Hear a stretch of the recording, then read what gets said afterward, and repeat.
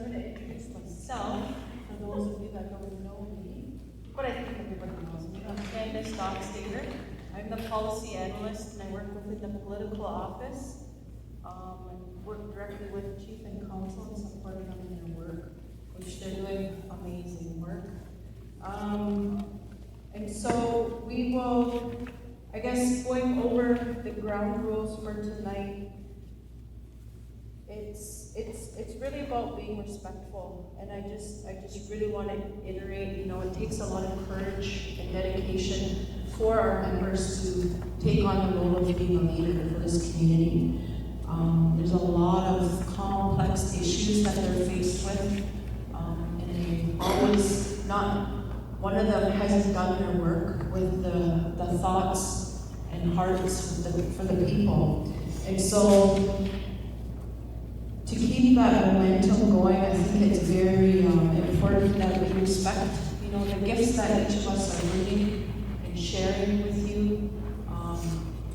A lot of experience, leadership, turning, and as well as some new council members seeking appointment.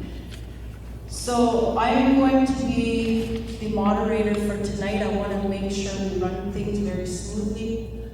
We do have more of an interactive approach this time, and so in order to keep things fun, we've developed a wheel that has a roll of themes of questions, and these are in the booklet that are passed out, but we're using these as themes. We've got some questions that we'll choose randomly for each of the candidates to answer to the best that they can, and then we'll transition to that. But first we'll start with the Chiefs. So if I can ask the Chiefs candidates to come to the front, and we'll get started.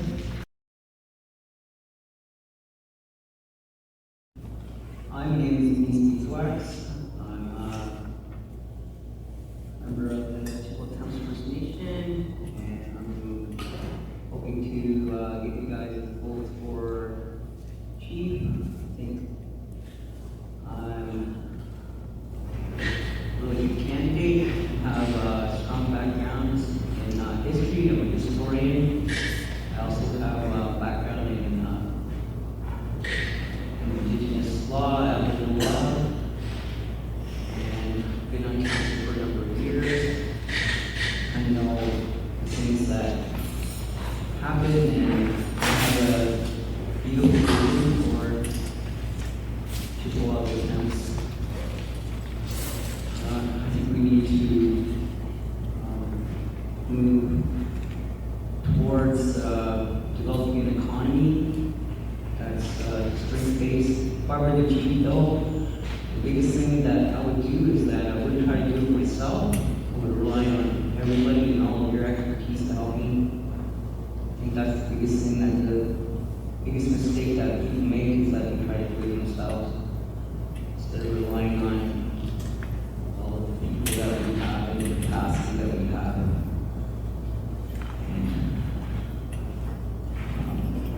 Empowering people, lifting them up, giving them opportunities, supporting them, and mostly promoting and protecting Indigenous rights.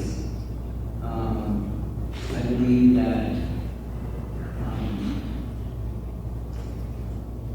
sovereignty is to be maintained. It's not something to attain, it's something to be maintained.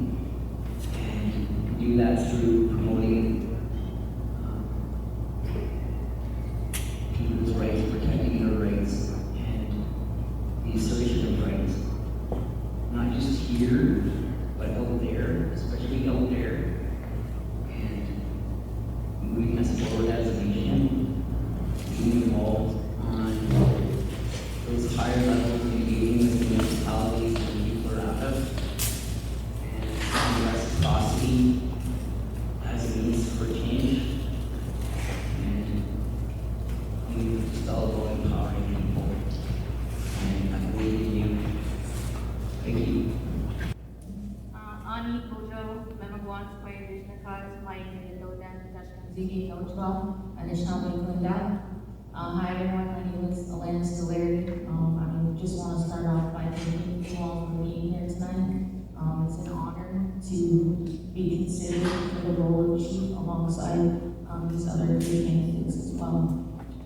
I think if I had to describe myself in 3 words, I would say that I'm observant, kind, and empathetic. And how does that play into what I envision for our community? I know, as Denise said as well, it takes a community to be able to do all the good work that we envision. And part of that is about building that trust back with the community. About building those better communication practices and allowing each of you to have your say in all of the big projects and things that we have going on in the nation. And so, being kind of a young gun in the politic game, it's been an honor to sit with council the past 2 years and just growing and learning as a leader alongside everyone else. And I think the biggest thing for me is being a good leader is about being a good listener and taking that direction and being able to have those hard conversations and to get those good solutions that we need to move forward. So, we got you. As you know, I've been chief of this community for a number of terms. I believe it's 7 terms that I've been chief. I've been on council for 10 years prior to that. Prior to that, I worked as special advisor to the National Chief Phil Fondane. Prior to that, I ran the Anishinaabe Nation Union of Ontario Indians for 12 years. And prior to that, I was the first executive director to the Chiefs of Ontario when it first began. And I can say that this year was the 50th anniversary of the Chiefs of Ontario. So that tells you how long I've been around for. I think that some of the most important things that are before us right now is that we have the 1834 land claim that needs to be resolved. We have a number of studies coming in that will soon resolve that claim, and we hope to get into the negotiations to finalize it. And in finalizing that, there are some very important things that need to be addressed. Number 1, we've not addressed the seniors' pension in over 12 years. That needs to be updated, because so far we're falling behind and running deficits within that because of more people that are now on senior role. The second thing is prosperity. We can't continue to try to live off of government handouts. We need to create our own money, we need to create our own opportunities, and we need to create jobs for people. With that, we began the initiation of a trade school so that we can take our people and others in and be able to put them into the trades. Right now, there's a need for 24,000 tradespeople in Ontario. We fall far short of that. And I think the third thing is that we have to have is sustainability, not only in work and business, but we have to have sustainability for housing and infrastructure. Those are the things that are going to drive the community. Right now, we're at a severe deficit for water, for wastewater management, for gas, for fiber, you name it. Part of that money from the 1834 will need to be placed into a prosperity on how to continue to develop this community. And land, additional land, is going to continue to be an important issue for us. Because Ani Wajol, Wapno Hishkokwe, Meshkanzi Yojuba, Wawash Ashtoga, and my Shamash Nomasville is Edwin Young. I'm a lifelong resident here at Chippewa First Nation. And I just said, Michelle Kinawea, it is with great honor and deep humility that I accept the nomination for Chief of our nation. I am grateful for this opportunity and for the support shown to me by our community. As your relative, friend, and a proud Anishinaabe Quay, my heart is rooted in service, healing, unity for all of us. Our community is strong, resilient, and filled with generations of knowledge, love, and teachings. If I'm given the privilege to serve as chief, I will carry out the responsibility with transparency, honesty, and deep commitment to uplift every member of our nation, young and old, near and far. I would like to share some of my ideas and visions for giving back to the people based on listening, lived experiences, and the guidance of our ancestors. Reconnecting to culture and language, offer more land-based learning for our youth and families, harvesting, medicine, picking, beadwork, and more. Host regular community cultural nights with drumming, storytelling, traditional food. Expand the Ojibwe language opportunities with immersion camps, audio tools, and naming ceremonies. Support mental health and healing, create safe healing spaces that blend traditional and Western practices. Establish men and women's healing circles guided by elders and knowledge keepers. Bring more trauma-informed programs to our community for all ages. Improve housing and safety. Advocate for more housing and support programs for families, seniors, and those in crisis. Launch home repair assistance and emergency shelter options. Introduce community safety patrols for peace and wine and support, especially for the youth. Build food security and local economy. Expand our community garden and traditional food programs. Host seasonal harvest feasts and meal programs for family and elders. Empower education and employment. Provide scholarships and training for trades, post-secondary self-employment. Ensure our child is supported for back to school with supplies they need. Lead with accountability and love. Hold regular community forums with Every Voice Matters. Share clear updates and reports about goals, decisions, and finances. Work alongside elders, youth, grassroots members, and as guides in every step forward. Our strength is in our unity, and our future will be shaped by the seeds we plant today. Good evening, everyone. I'm Norma Albert. I'm proud to be here today, standing as a candidate for chief in our community. I'd like to thank the individuals that nominated me for this upcoming election. Just a brief bit about myself. For over 30 years, I've been dedicated my life to serving our people. I began my journey in the social service sector in 1993. Right here in the community, I've seen the challenges our families face from navigating complex systems to simply trying to put food on the table and keep a roof over their heads. I was there when gender welfare became Ontario Works. I spent 2 years helping our people understand and access these services with dignity.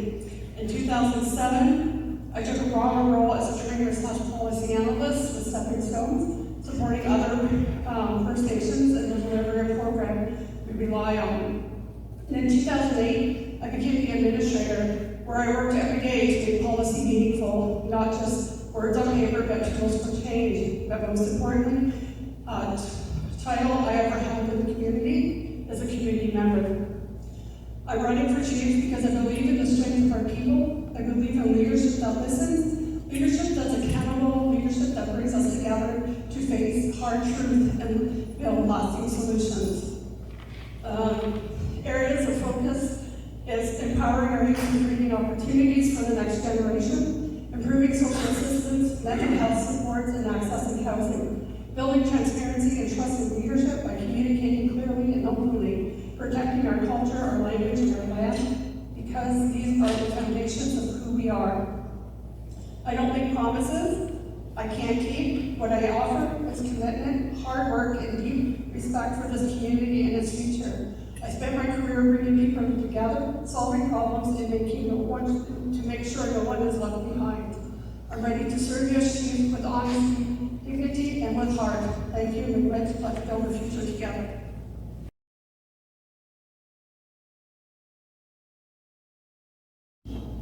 Bring them home. Yeah. It's pretty tough living out there.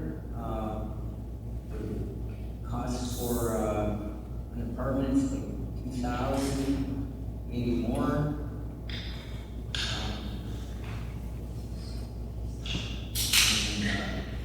think a lot of people have been pushed out of the community in various ways, and so they bring it back where they can be safe. We're vulnerable out there, more vulnerable than we've ever been.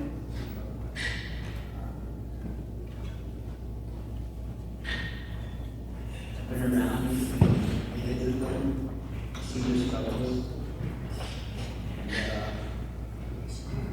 Yeah, so I would engage with them and try to assist in any way that I can. But I think my biggest initiative would be rely on the ability to come home and live amongst us and raise their children. There's within Jordan's principle, a lot of that help is they're on reserve, and would not only help them, would help the community to have them there, because we need to build the things that they need.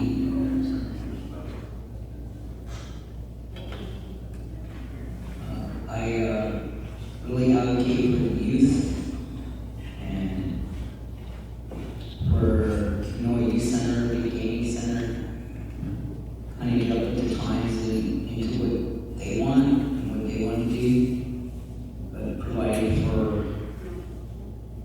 what they want based on asking them.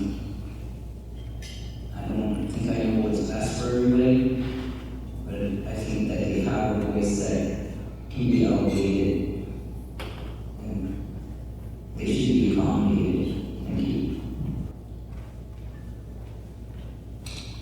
I guess one of the things that kind of just coming to my mind right now is our treaty with London. We have the London Township Treaty, and treaties for me are about having good relationships with each other. And so we need to get out there more, to start advocating and being able to create those spaces where our membership are. If that means, going and thinking outside of the box. London is a very big city, they're developing really fast, and we need to kind of jump on board with that in order to accommodate our members that are living there. I also think in the age of technology right now, we have so many options in order to connect with one another, and just being able to utilize different modes of communication and making sure that leadership is open and transparent in that way. Thank you. That's a very difficult question. And the reason why it's difficult is because there are a number of our people, and I've had this told me directly, that live in urban settings, say they don't want to come back. That they're quite comfortable living in urban settings, but the cost of living in the urban setting is almost prohibitive. And it drives our people into poverty. I've been talking with the municipal leaders, the mayors from Strathroy, from London, and from St. Thomas. And what we've been talking about is creating urban reserves, where in fact, we would take a portion of land, buy a portion of land within one of those urban settings or all, and then begin to set up the services. So the central service could originate here in Chippewa, but there's no reason why we couldn't have a child welfare center in the city of London servicing our people. There's no reason why we couldn't have it in St. Thomas as offshoots of that. There's no reason why we cannot have service agreements directly with Chippewa and those urban centers and agencies to provide a quality of care for our people. There is no reason why in the future that we couldn't take portions of land and actually build urban housing within those settings. So I don't think it's necessarily, it's a choice of where the people want to live.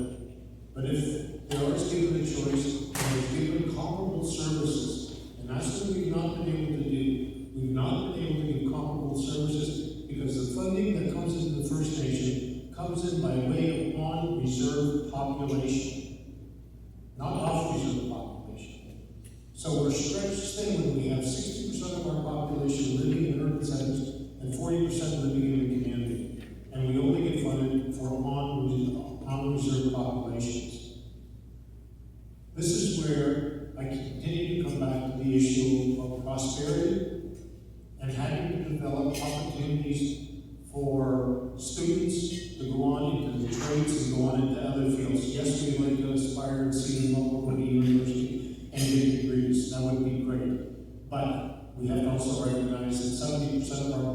youth are dropping out of school with very little opportunity. We need to create opportunities for those youth.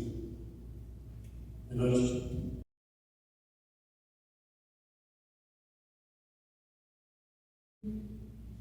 Well, right now, I work in prevention for the last 10 years, and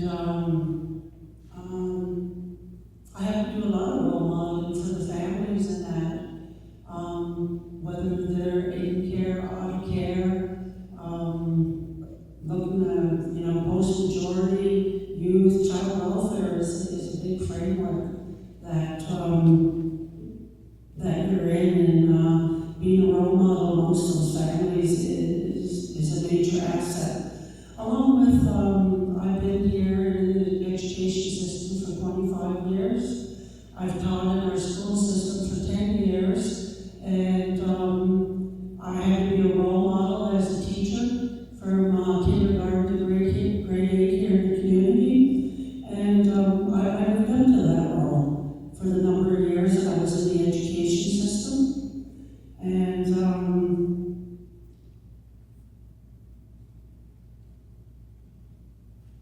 it's just part of me of who I am. Everybody's watching you in the community. Everybody sees what you're doing.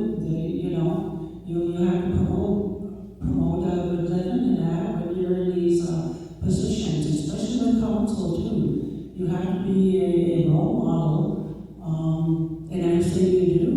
Transparency, asking those questions, giving those answers to the community members as they need them. And we need to be more transparent with our community. I don't think we've done a 100% job this term, and we need to improve that. Amongst our staff here in the community, our staff look for answers, looking for direction and support. So, working with everybody, I get that card all the time. Shut up. But yeah, so, the Chinantagaywin is a good guide for the community. It helps us with our decision makings. And with all of our decision makings, with the board, that's what we reflected on this year was the Chinantagaywin. So every decision that was made, we referred to that and used that as our guide.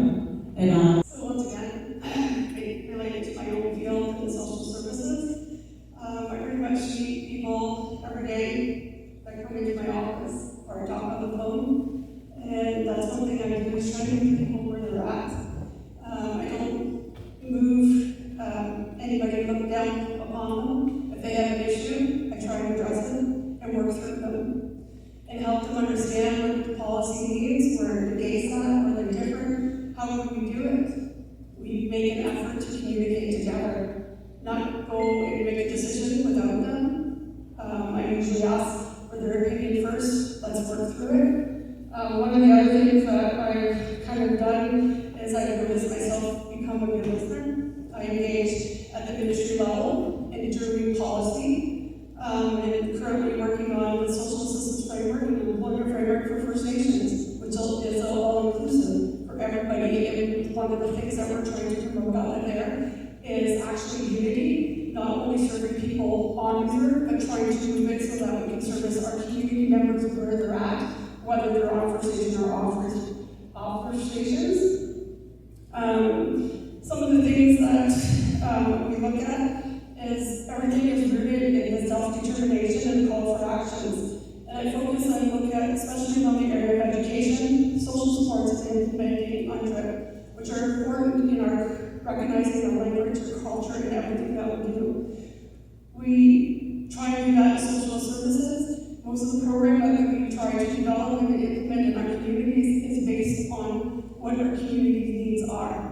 People are there for learning, and we firmly reinforce the long life learning aspects to everyone, no matter what their challenges are. We're there to support them.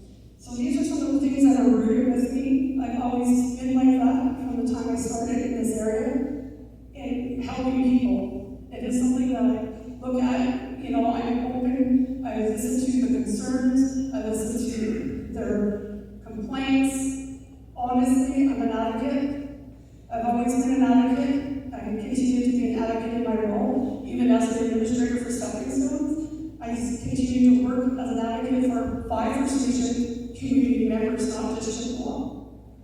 If they have complaints, I'm there. I will answer. I will help them maneuver. I will do referrals. I will even step in to help the administrators in our communities, our staff. I'm there.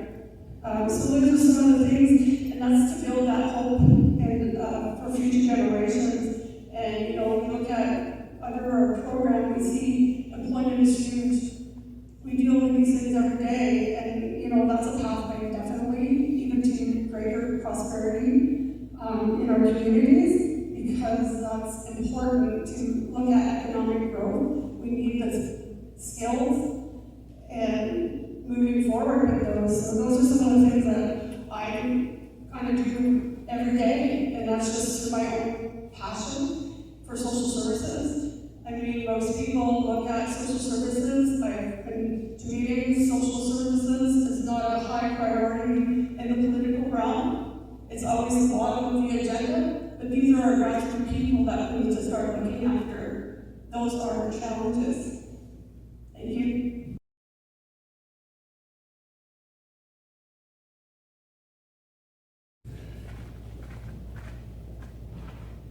Going, no backup plan. But I think with us, where we need to look at is in our future land claims monies that Chippewa will be receiving. I think we're going to have to build around those agreements, even to source our off-reserve people. We need to start including them. They're our voting members. So I think for the government side of it is we're going to have to really look at our future land claim settlements for Chippewa's future. Thank you. So, some initiatives that I already started. We're on the final phases within casting an agreement with the University of Waterloo. And that agreement between Chippewa and Waterloo will give access to our students to a wider range of educational experience. What we're concentrating on, what we should be concentrating on in the future, is the technological growth. Yes, to the people, the school, and everything, but technology, as we see here, has developed so far, so fast. So, in order to move to prosperity, we have to stay current. We have to stay within the current development of how technology is advancing and what will our role be within that, and who is going to assist that better than one of the leading universities in technology in Canada. That's why we're forging that agreement. Good.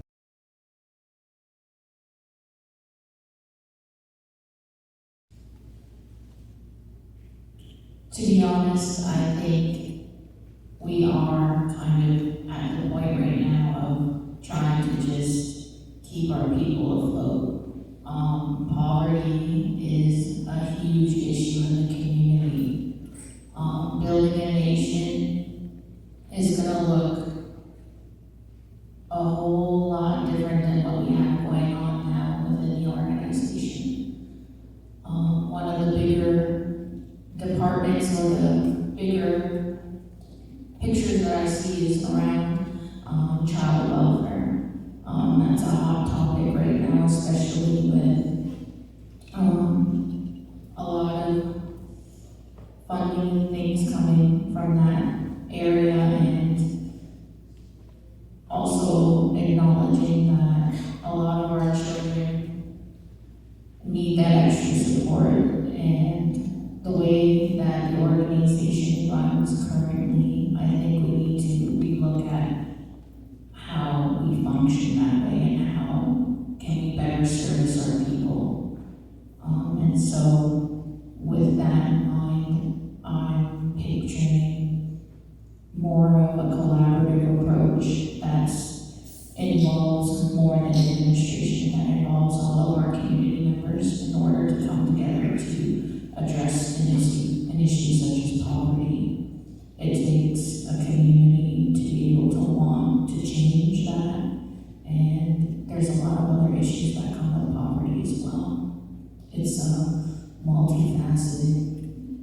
reproductive system, and there's a lot of hoops, and it's a struggle to jump through all of them, and we need to find a way to make it work for us in a good way. And so nation building for me is important, and I hope that we can get there someday in Quebec.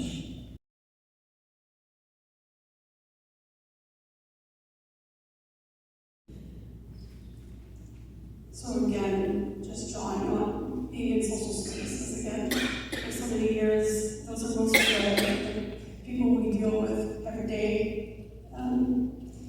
You know, we look at how addiction starts, where, you know, we look at where it begins, how did it happen, mental health, where does this thing, but when we really want to look at it in a realistic framework, these things actually are generated from the loss of self-esteem, hope that is not here, and loss of prosperity. Our people lose that. And so, what do they have left in our community? And we see it, is we see a number of our children who fail through education because they don't have the supports. This leads to mental health, leads to addictions, it leads to social isolation for our seniors. So, you know, to fix these things, we need to generate hope in our community. We need to uplift our people in our community, not oppress them. They need to have a voice, and that's what I want to hear, is have that voice. Hello everyone, my name is Norma Albert. I know I also have my name here for council. I'm still undecided where I am, but you know, I would like to take this opportunity to thank again my people that nominated me for this election year. Again, as I said, I've worked in social services for over 30 years, and I've dedicated certain people, our people. And I began my journey here in Chippewa, the Thames, in 1993. One of the things I didn't mention either is I sat on council prior to entering into social services. It was an interesting 4-year term. Mind you, it seems like different cycles. We've gone through many things, and as I look at where I work and where I've been, it seems like a cycle. It's a continuous cycle. We go in circles. Issues that I've seen come and go. We debated back in the early 1990s. I've seen them be debated in the 1980s when my mom was on council. You know, these same issues we debate every day. It doesn't seem to go away. It's different things, different government, different times. But, you know, those are things we are challenged with as First Nation people. So, like I said, I've seen our people in our community, a lot of families face their challenges, they're faced with complex systems, and simply trying to put food on the table and keep roofs over their heads. You know, so we do this every day out, so this is something that I look at, and, you know, being a trainer, I'm a big advocate for our people. I've always been. I have colleagues here, old colleagues here that would know me, and that's my part of myself, is I've been an advocate for our people ongoing, and continue to advocate on those complex issues, and continue even in the political realm. As I said, I take on roles in working with the ministry in terms of at who levels, Chiefs of Ontario, in those partnerships, and making things on paper become reality is something, and I continue to strive for that. Some changes are minimal, but you know, every day we struggle to expand those, and we fight for our people that are here. It's not for anybody else, but it's for our people and our communities at the grassroots. Thank you. My name is Chippewas Thames, fellow members. My name is Donna Young, and I am honored to stand as a candidate for council in the upcoming election. I am the daughter of the late Don and Grace Young. My partner and I have 2 adult sons and 5 awesome grandchildren. My Chippewa heritage can be traced back many generations through the Waakash and Young family lines. I believe that our Anishinaabe teachings, culture and values provides a strong foundation for all Chippewa governance and administrative functions. That includes hearing and respecting all voices. The Edge has the potential to generate collective wealth that can be shared with all members. We hold inherent rights and treaty rights that need to be protected and exercised. As nation members, we carry those rights with us. They are not restricted by residency, not restricted by whether we live on or off reserve. We need to embrace our ability to be leaders in economic development, cultural revitalization, and governance. If elected to council, I will advance several priorities guided by the direction and support of the membership. In terms of experience, I have a child care worker diploma, a Bachelor of Arts in Political Science, an Ontario teaching certificate, and a master's degree in education, and a partial PhD in education. My work history is primarily with First Nations in areas in social work, education, administration, and historical research. Recently, I have been involved in Longwoods Treaty research and Mount Elgin Residential School research. I have served Chippewa in many capacities, including I was the founding trustee on the Big Bear Creek Trust, developed an organization that was supported by member First Nations to provide education services, developed the Mount Elgin Residential School booklet and War of 1812 resources that continue to develop curriculum resources based on this community. I researched and wrote a play about the Longwoods Treaty, and I currently sit on the Culture and Language Committee and a committee with the Environmental Department. I would appreciate your support in the upcoming election. Please vote and let your voice be heard. Ani Rochelle, Abemishwa, Shikash, Pamadam, Ishkansi, Ojaba, Potawatomi, Ojibwe, and down. My colonial name is Beverly Delarry, and I hold a BA in Public Administration and Governance from First Nations Technical Institute and Toronto Metropolitan University, which has enforced my knowledge and understanding of our Indigenous worldview. I hold certification in food security also from Toronto Metropolitan University.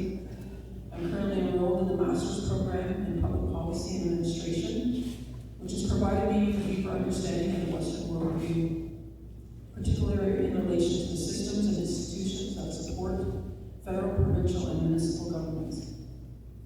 This education has helped me to be better equipped to walk in both worlds with greater confidence.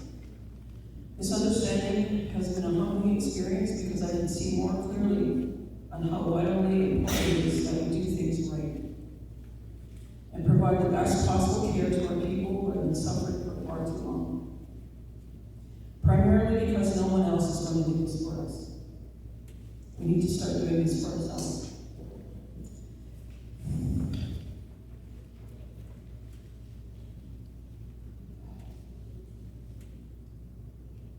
In ways that we know that are best for our people, our citizens. It's about doing what's right and what's fair for all our citizens, regardless of who we are and what we like. This is more than just an election. It's about protecting and ensuring our nation and its citizens get what they need and deserve. The world in which we live in is under constant threat. Threats from a warming climate, among other things that we need to prepare ourselves for, more than ever before.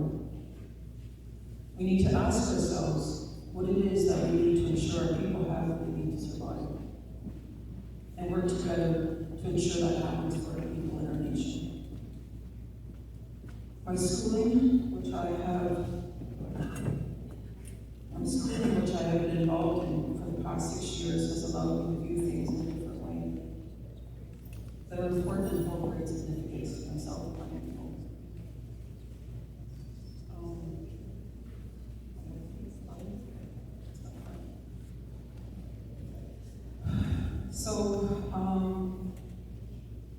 I believe that our nation from its leaders, including how that can be achieved and what is important. Transparency, inclusion, accountability, relationship building, nationhood, healing, empowerment, prosperity, trust, communication, respectfully, responsible. You. You ni kwekwe kwendanie, nishani kwe down. My name most of you know me as Joanne Henry, lifelong learner here at Chippewa Thames First Nation. I didn't prepare a speech, so I'm just looking at the membership, hoping to see you as I would as a counselor. Should I get elected, I'm always about listening to you.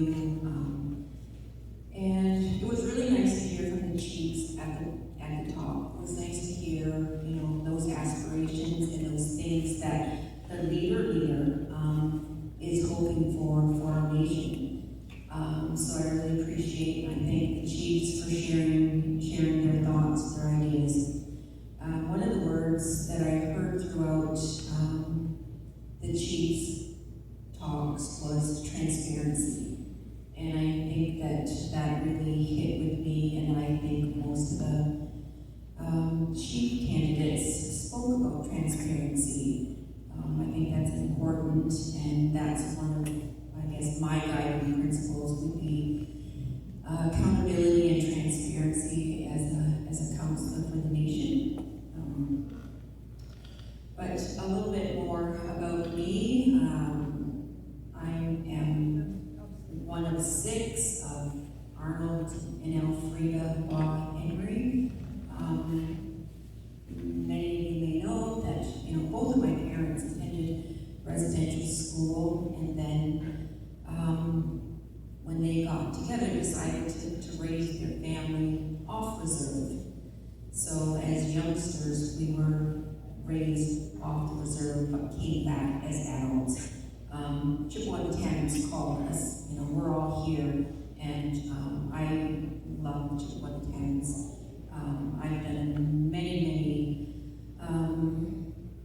roles at Chippewa. When I first started in education, I started as a parent volunteer, and I've done every role since then. Parent volunteer, to an education assistant, to a classroom teacher, to a special education teacher, a principal, and I do believe in lifelong learning, and I'm continuing to learn. As a first time possibly being on council, I've never been on council before, so I will be listening and learning a lot for the first little while. I am a quick learner, so I'm looking forward to an opportunity to guide, lead, and be part of a team at Chippewa Thames First Nation Council. Ani Kanawaya, Badaska Indigenous Cause, Terry Fisher, Shagnashi No Swin, Dishkan Ziving, Miwa, Nada Aga Nujaba, Dishkan Ziving in Dada, Makmanadam, Mishkan Makwe, Indivin Davos, Nishnave Kwe, Miwa Kushuni Kwe, and Dada. So, just to start, my name is Terry Fisher. I am the daughter of Mary Fisher Jr. and Audrey, also better known as Bill Wilson. I think to start, I want to say that my life is like a Anishinaabe autism. So how I am living my life is this way of being Indigenous and what that means and indigenizing every space that I go to. So the last 20 years I've been in frontline healthcare. I am a lifelong learner. I'm still currently finishing my undergraduate degree in Indigenous Studies with the hopes of going into my master's in Indigenous Health Geography, meaning how does Indigenous health relate to the land, and then how do I put that into action when it comes to our First Nation. As well as I'm a mother of 2 Nadanas, so I have 2 daughters who have their 10 and 12 years of life. And it's that reciprocal relationship of what I get to show them as a mother and a woman, as well as what they get to show me as a daughter and a child growing up in this world, which is pretty fabulous. I did serve on council in 2019-2021. It was the COVID term. It was my first term. It was quite the term in learning. It was. I can reflect back on it now and see where I was, and actually see where I'm different now in my way of being, in my way of thinking. And knowledge has definitely improved to really kind of push Anishinaabe, Otziwan, and Kundalsawin. I understand that I'm one voice amongst the team that gets elected in, so like obviously no promises, but I do know that I have capacity to advocate for our nation, to speak well, to be there, to be committed, to be accountable, to be transparent.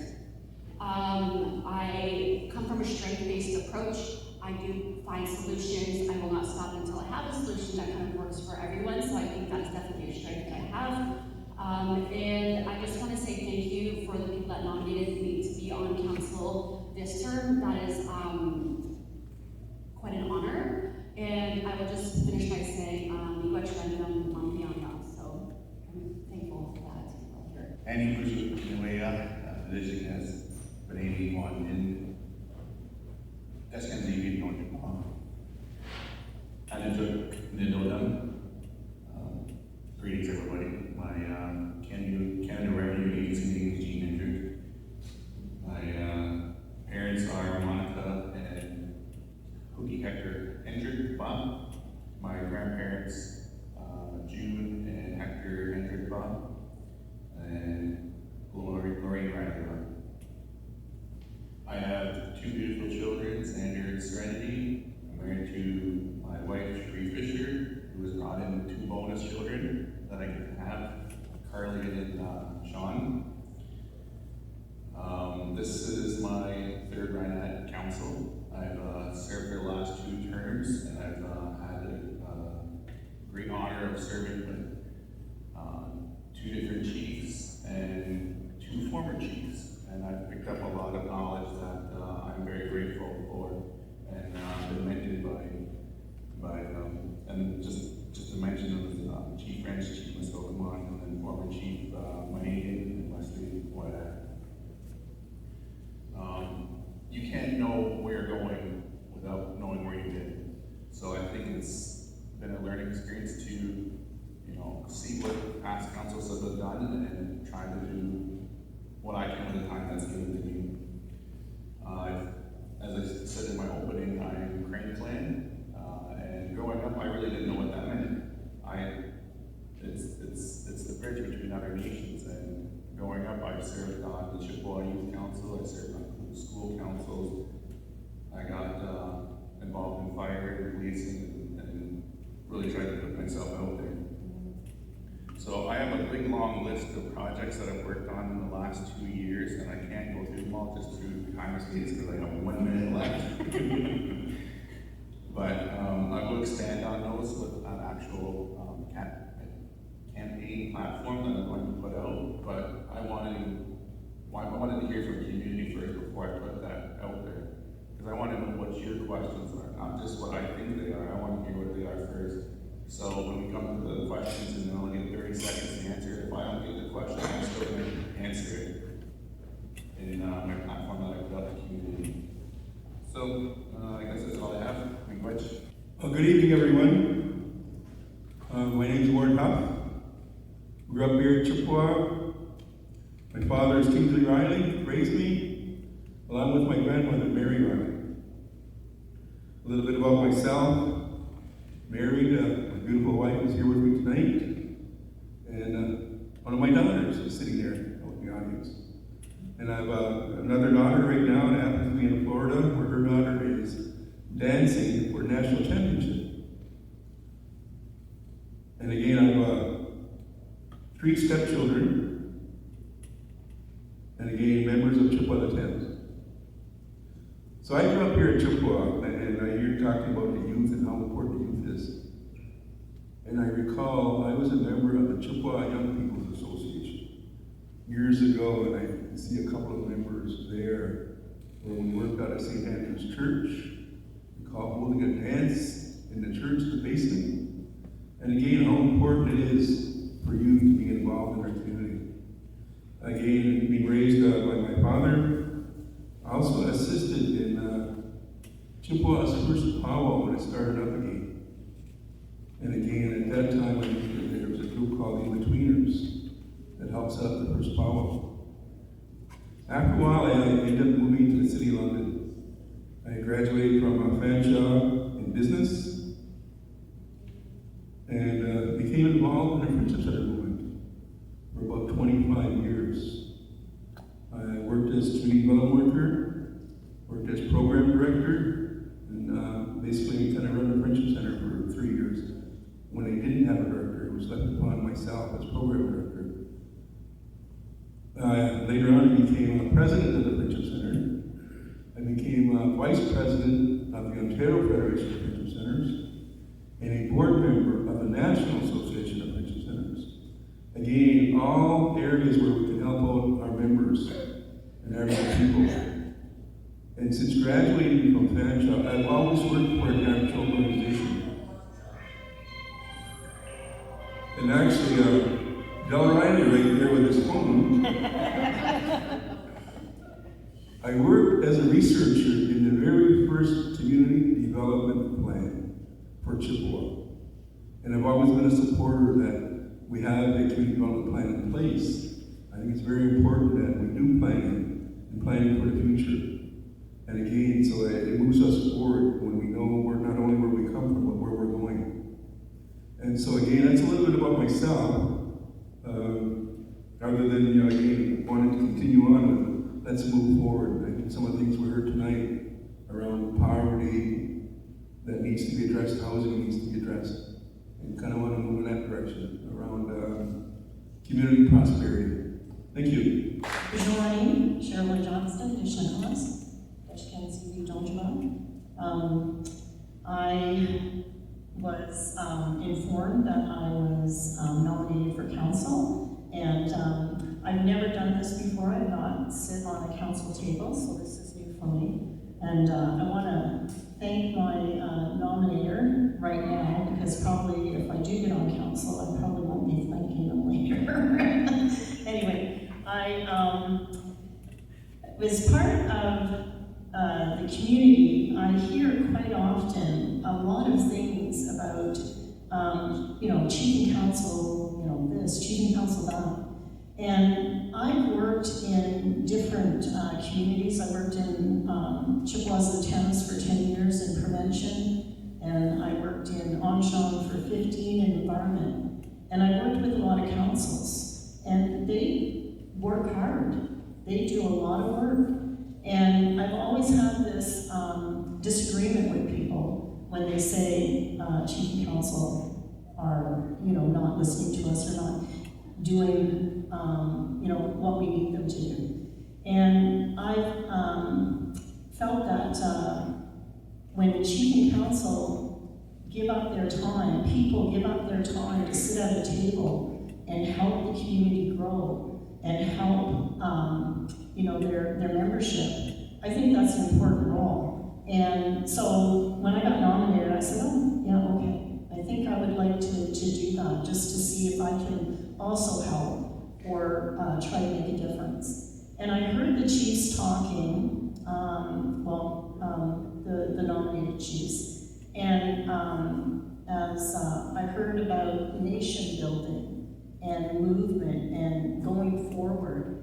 And I do believe that, if we keep doing the same thing that we've always done, we're not going to move forward. We're not going to develop the community and the nation like we want to. So I think there is change that needs to happen. I also believe that the community is a strong community.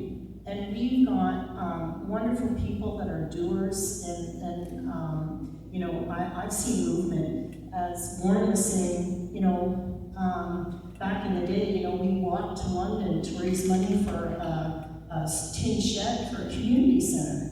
And now look at what we have, the development around here, and that's all because we have leaders that have pushed for growth in the community, for development, and for the better of the people. And poverty as well. I see that in my own family, and I see that in people that are living off reserve, and it's a rough go for some. And so housing and all of those other issues that need to be looked at. And I think when we talk about chief and council, they're trying to address those. And I do think that the plans that we have in place, I heard Evelyn mention Chinook Galen as the guide, and I believe governance and change are what we need to move this community forward. Thank you. Bonjour, Minotibika Kinoya, Nani Boy Baboji Waboni and Dishnakas. Ajajak and Doda, Nishnamai Kwe and Down, Deshkanzi Bean and Dunjaba Mima and Didam. Shkabe was Kwe and Down. I came here tonight, I really wasn't expecting to be, because I thought the chief candidates would be later, but I didn't really come prepared with anything. But when I'm looking at these sheets, these papers that are written in front of me, my background is education. I started in education as a summer student at the daycare. So I've been in education for more than probably 25 years. I also did educational assistant. I have a gamut of lots of Western education.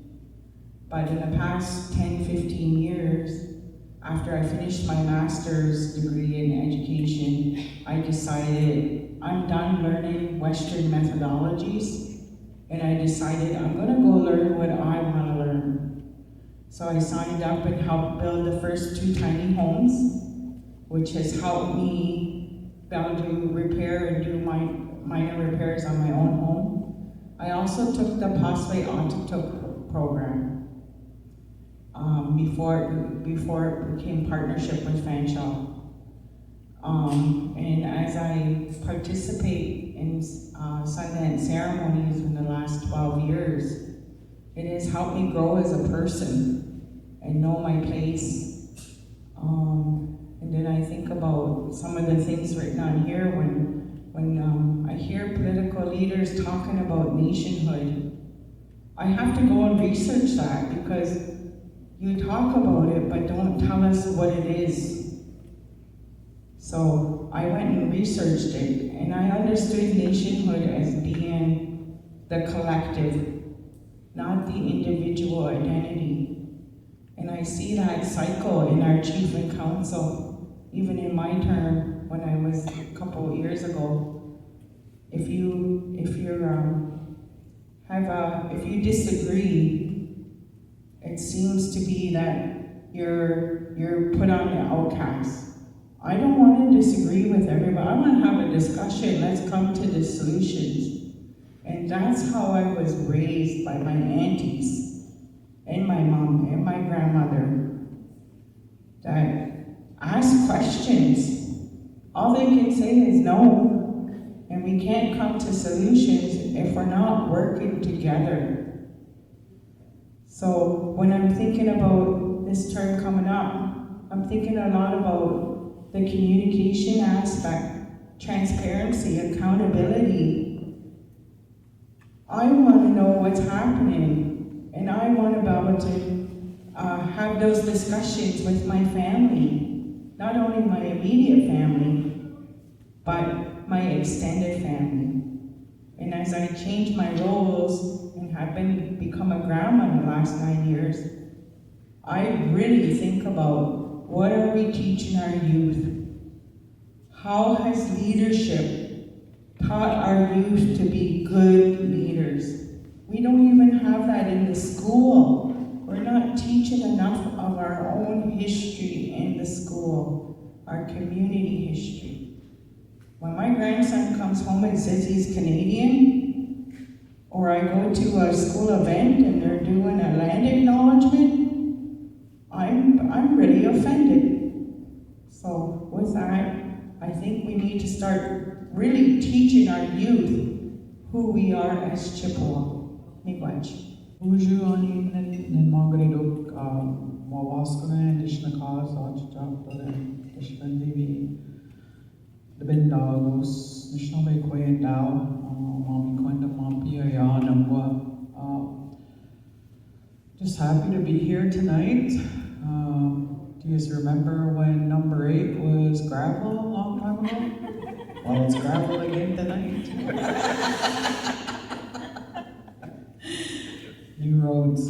Anyhow, for myself, you know, the rinse cycle, the cycle that we're in is leadership, where we're in a 2-year term, and the things that we go through and experience as leadership is the same thing over and over and over again.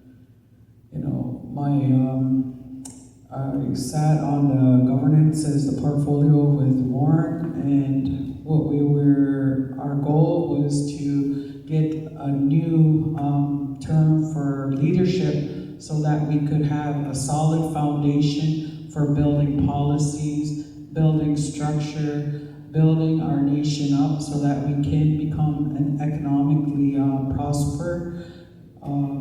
With the political office, our approach was a child-centered approach. Every First Nation across Canada, every Indigenous organization is trying to indigenize their organizations now. You know, Western society is trying to catch up with us and how we're trying to reclaim our ways of being, how we communicate, how we socialize, how we structure ourselves as Anishinaabe people. Wow, what's going on there? But, you know, the political office, this term we had a child-centered approach. And a child-centered approach is, there's no First Nation that's doing that. We are organizing ourselves as a leadership, but also along with this child-centered approach, we need a longer term to be able to put our ducks in a row, to organize our communities so that we can become more prosperous. I was part of the land back strategy, and along with that land back strategy, you know, we have this trade school. We have a trade school where our men can come and our women can come and educate themselves, and because the trades are going to be big because of building and developing. But also, I've been part of the language. That's a big part of who I am as Anishinaabe Kwe. Also, the governance portfolio. Many other. See, she just flagged me. Many other committees and trusts and the previous council, you know, honored to sit with other leaders in the community as well as different chiefs in my career as a counselor in community, and learning from each and every one of them how to communicate better, how to understand where everybody's coming from. In our continuum as a community, we're only one generation away from residential school. And understanding that continuum and being one generation away, you have to look at ourselves as a community and where, did you already, sorry, I'm over the time, but we have to understand where we're at as a collective, but individually also, and where we sit in that continuum and how we move forward together in our collective responsibility. Miigwech. My name is Steve Lance. I'm the nominated for council. It's an honor and privilege to serve people.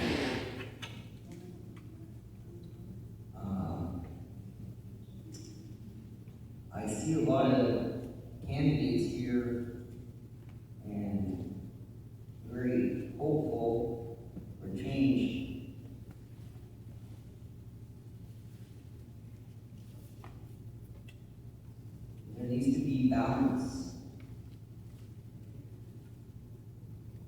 I hope that when you vote, you think about balancing between these different families and clans. There needs to be balance at that table. When it's one-sided, it's no good. There's too much power there. The rubber stamp. Dangerous. Dangerous for us. Dangerous for you.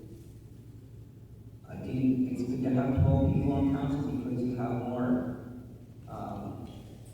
diverse ideas and you have more diverse knowledge and wisdom to draw on. I think sometimes the way that meetings are conducted, and that kind of goes on to the chairperson, where those people are not even given time to express themselves. So I think there needs to be, and there's a lot of room for improvement, and I think that we all know that because I've been waiting for this change my whole life. I know kids, they've been waiting since they were babies for something to change, for something to happen. All these promises, they're gonna make something happen. And we've been waiting our whole life. Like, they had 50 or something years like that already. And they didn't do anything yet. So I think it's time we gotta go. Make some, get over this rolling. Make some room for these people with college degree and PhDs. Somebody new, somebody fresh.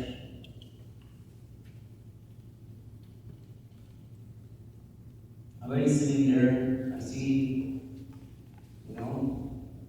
the same things, trying to do this, trying to do that. It's just like doing it old.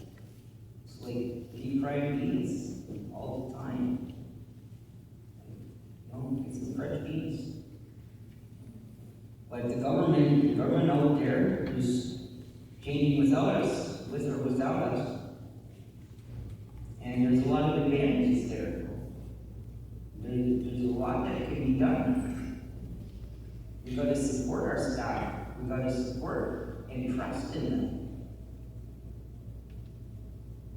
And stay out of their way so that they can do their job. They're living in fear half the time.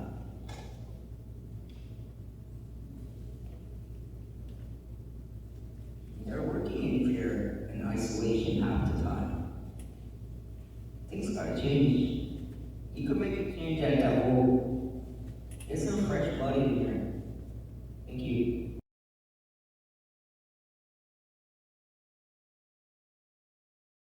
This is a good question. I work late. Pretty much all the time. Some of the things that I've actually started to do is for promoting myself in terms of looking after myself. One of the things that I've been balancing is trying to create a better system for myself and getting more sleep. I mean, time management is key, but at the same time, I've always said, looking for solutions or problems, you have to do it. If it means sitting there for a few hours trying to solve it and hear everybody's opinions on it, then let's do it. And I think it was Crystal that mentioned that, let's hear solutions and be innovative about those decision-making processes. We need to take care of ourselves as well. Work-life balance, if you're fully committed to something and you share that passion, you're going to be there. I mean, there's days when I look at it from a work I work from, there's mornings I think, oh God, I gotta go in and deal with the big issue, but I deal with it. And at the same time, I also look at home. I take my mom to different things. I continue to be there to support her, and my daughter. So, you know, when time comes, you just learn to adapt, and I really made a big adaptation and learning to look after myself. Stress is stress, and I just keep resilience is key for me, and the strength in knowing that I want to do better for our people in our community, regardless of the situation, as long as I can deal with it and try to resolve it from some form of solution, whether it comes from that individual or from a community as a whole. Thank you. I think I come with an advantage in that I'm semi-retired, and I do have quite a bit of time, and I would be more than willing to devote that extra time to working on council and doing the legwork and the research and the reading of everything that's required, and talking to people to get opinions on the work that we would be doing. I feel very strongly that all of us need to have a strong work-life balance, and that we need to put ourselves first, because if we're not healthy, how can we help others? I do part-time work as a consultant for historical research. I help develop First Nation community-based curriculum for schools, and I enjoy that work, but as I said, it's part-time, so I would have the time to devote to a council position. I see myself as a very spiritual person. I feel that in a lot of my work, I'm guided by the ancestors, and it's always been like that for me, and I'm very lucky to know who they are and that they're helping me in walking this life. My family is very important to me, my children and my grandchildren, very high priority, and I try to balance everything that I do.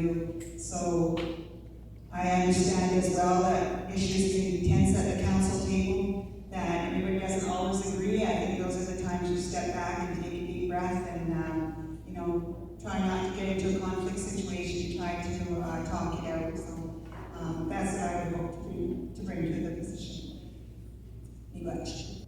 Council is a full-time job. So some of the things that I role model is I like to meet people where they're at. I meet them where they're at. I go and seek them out, talk to them, and listen to them. I try to help them as much as I can. I keep them open door. I love my phone number.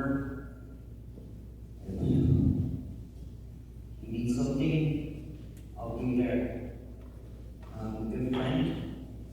I'm loyal. It's getting harder to come by. I'm a loyal person. And I have integrity. I don't think I'm better than anybody. I'm very humble.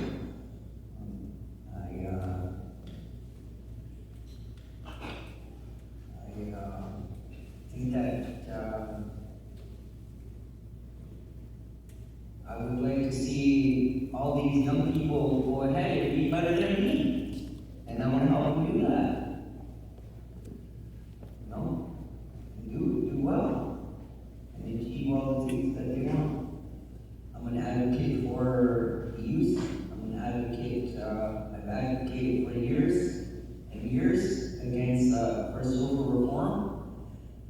Advocate for poverty eradication. Right now, the 1965 welfare reform is happening. That's been a long struggle. 20 years I've been fighting for that. I'm a strong fighter. I don't quit. I think everybody's aware of that. But I'm not a quitter. And yes, I'm looking forward to keep working for social reform. That's what Norman and I worked together on that. We've spoken for hours about that, and quite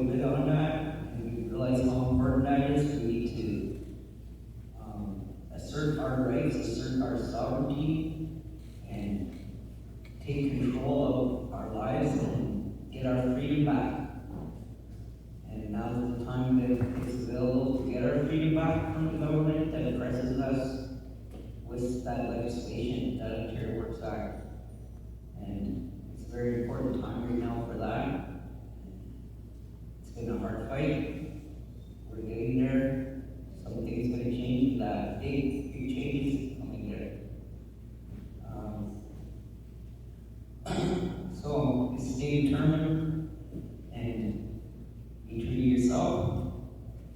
That's my advice. That's my role model. Don't give up. First and foremost, I'm a full-time single parent. I'm also a full-time university student that attends Metropolitan University. I will be graduating in December, but I have sat on council before. I know what to expect. I know the sacrifices that I need to make. I know the challenges that we need to overcome as a people and as a nation. I'm organized. I make sure that I'm prepared. Self-care is so important. I think we all know that. And how I manage stress is, I go to the gym. I don't know, it's about something about getting on that treadmill and sweating it out. Going into that steam room, and I also attend ceremonies. And most importantly, I take my sema and then go sit by that water, or pick it out, and I ask for that home, and I find some direction, and get you energy. And I thank my spirit elders and those that have passed on before me for watching over and protecting me and keeping me safe, and giving me that I need to be healthy. Well, that's a great question. That's a kind question. Thank you for asking that. I'm a workaholic. I love to work. I'm passionate and I'm committed to projects that I find myself in. But to balance that, I'm an amazing sleeper. I don't take the worries to bed with me. I can sleep. And I've always thought that about myself, that I couldn't get up to be the principal the next day that I needed to be if I didn't have a good sleep. So I've learned, not to take those things and think about them all night, put them aside. Your problem's not going to go away. It'll still be there waiting for you tomorrow. So you might as well have a good sleep. So I turn my phone off on Friday night. Don't take any work after Friday. And I'm honest about that. I put my work phone away. I do have a full-time job that keeps me very busy, but I'm looking seriously at semi-retirement. So thank you for that word, Donna. Yeah, I'm really hoping by January that I'll be almost fully semi-retired. But like I said, I'm committed. I love to work. I'm a workaholic. I love every project that I find myself in. So yeah, that's it. Good exercise. I don't. Yeah, so there's one thing that I've learned about myself through the years of my career is that I can juggle multiple jobs really well. And this isn't new. I've been doing it since I thought I had to hustle back in the day. So I think the biggest thing is I am a full-time single parent, but my family understands how important it is for me to be of service to community, and that is also my role model to them, to be that, right? I have learned to say no, so I do not overfill my plate, which is a nice way to hold my boundaries, to kind of put that self-care piece in. I am a full-time student at Western. I have 1 year left. I also think that being in school as well as being on council would merge really well together. Both in Anishinaabe, Otsarin, I guess 2-eyed seeing, and kind of being able to aid in kind of navigating both of them at the same time. As for self-care, I was a paramedic for many years, so my mental health is really important to me. I know for a fact that I need to move my body, whatever way that is, dance, exercise, running, just being able to release that energy to me is really important. So also,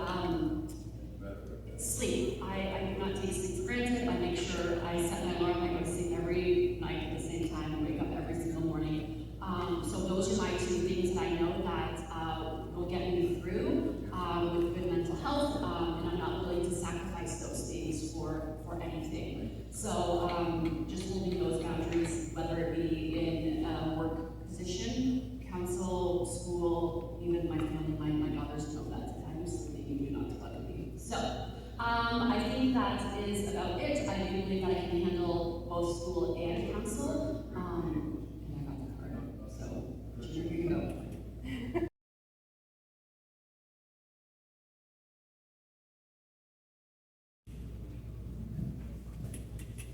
Good question.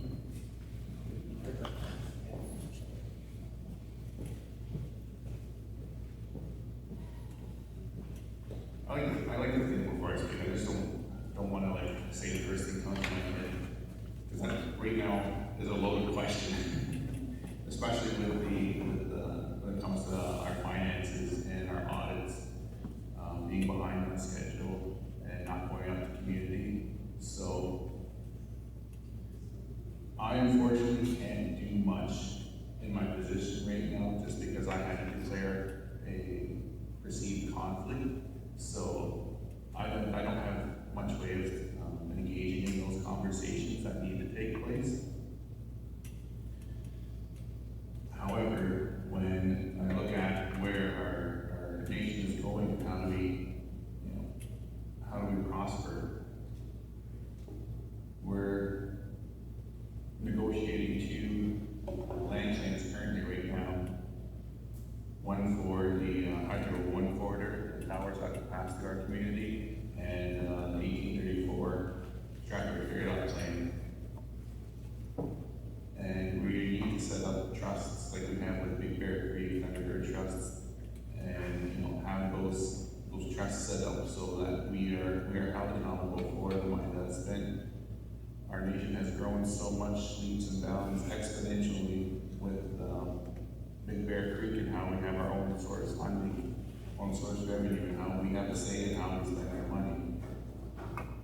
So looking at those future claims, I think we need to make sure that those trusts fit into our financial law moving forward. Again, I was on the council when financial law was first introduced to us, and having those discussions, and it's one that we didn't accept right away. It took some time to move forward. But the financial law, financial administration law, it's a framework on how we deal with our finances.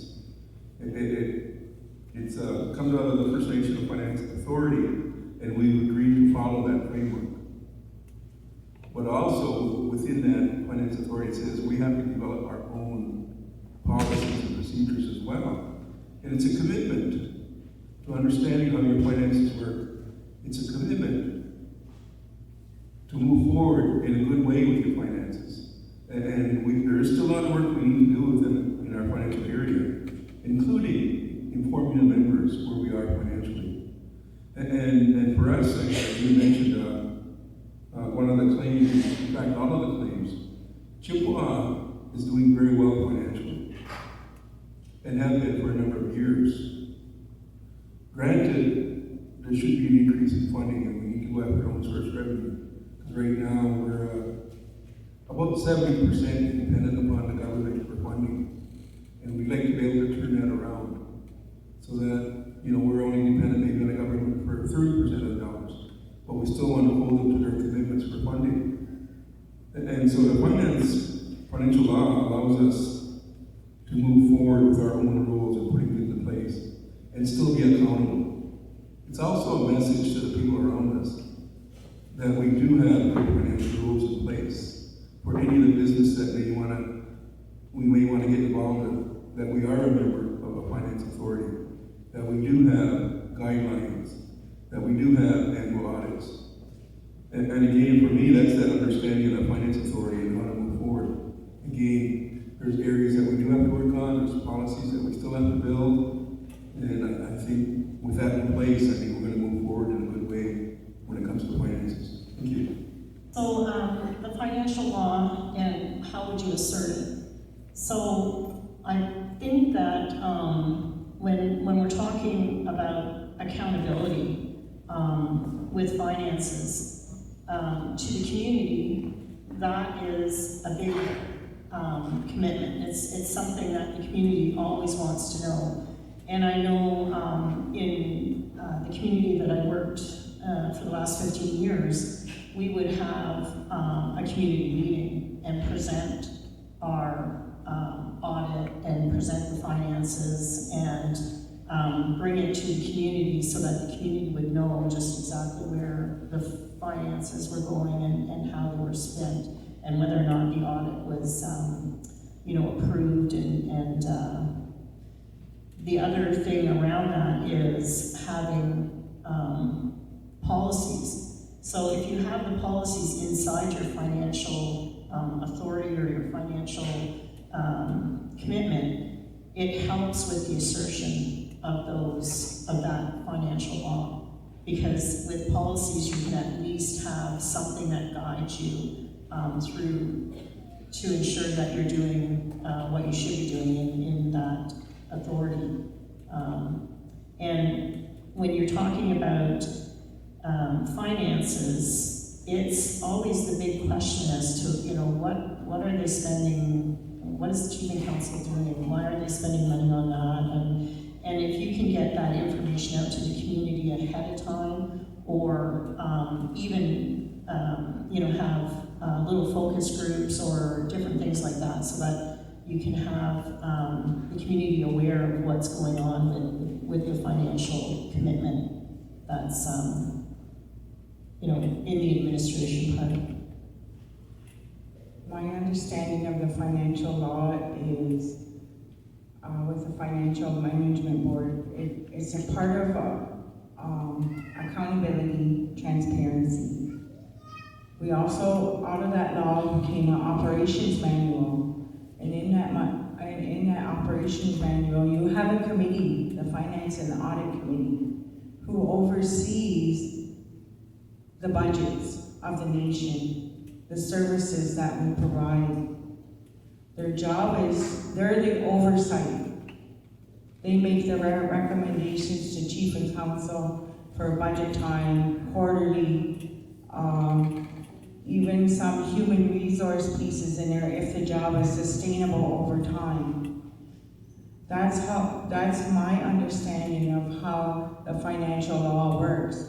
It's the nation being accountable for the services they provide. They are the oversight, that committee, Finance and Audit Committee. As for Big Bear Creek Trust and all those other trusts, Big Bear Creek runs alongside with the financial law because it's written in the trust for community development funds. Thunderbird Trust, Land Claim Trust, they're kind of separate and they will provide their audits. But it's usually provided with everything that when we do have those community meetings, those audits are all combined and presented.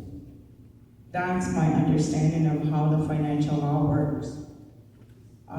Being a previous member of the Finance and Audit Committee, that's the way I understood my role, as I was the oversight with my committee members who made recommendations to Chief and Council, but it was Chief and Council's final decision.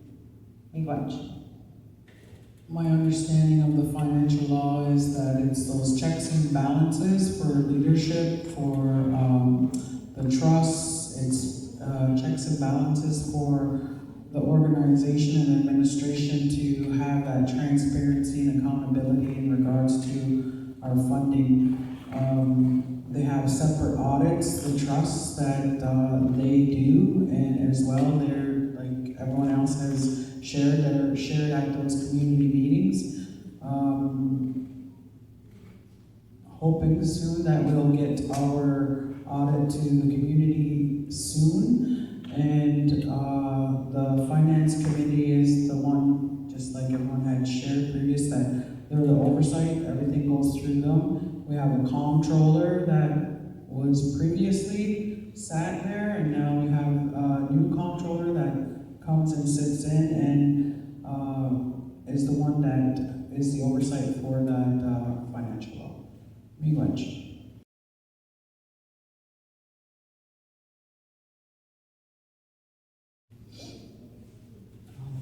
My interpretation of reconciliation is defined by Murray St. Clair when he talks about, Canada and how they have treated its most vulnerable people within Canada and what they need to be reminded of there's so many monuments and memorials of Western civilization, Western society, and their wars, their veterans, but when we have a memorial for our residential school survivors, for our grandmothers and grandfathers that fought in the war, there's a lot of lack of respect and understanding because of the history of this country and how they've treated our people. For myself, reconciliation is about understanding yourself and your own healing first, and where your family comes from, what your roots are, because I don't think you can really help anyone if you don't help yourself first. You're kind of pouring from an empty cup, and for me, it's been a lifelong journey of learning and understanding where my grandmother and my grandfather came from because of the residential school, and relearning about my language, my culture, my clan, and being part of ceremony, Sundance ceremony for over 25 years, and that reclamation of names and ceremonies, and looking for those ones that are in those ceremonies that have that like mind, and letting go of those hurts, that generational trauma that that was inflicted upon our families. And I think someone said that, you meet the people where they're at, and it's trying to understand if the person wants to heal, that's up to them. We can't make anybody go somewhere where they don't want to be. You have to want that yourself. You have to have that passion and learning and understanding of, I want to know what my grandmother's Anishinaabe name is. I want to know what my Anishinaabe name is. I want to know what my colors are and what that means. What does that mean for our young women and our young men when they change from a teenager to an adult? What does that mean? Because there's steps there that we would have learned as young children when we were growing. We would have been taught these life skills through the stories, through our language, through our grandparents. If, residential school was successful, but they weren't. We're still here. Pretty much.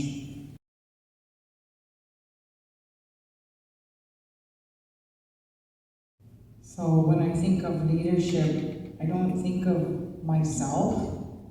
I think it's everyone working together. I heard my Ogi Makwe at Sundance this weekend say, nobody's above one another. We work together.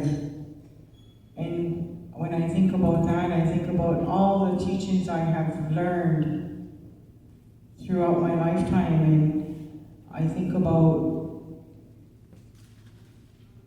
me as a helper. I've always wanted to help people grow and be better.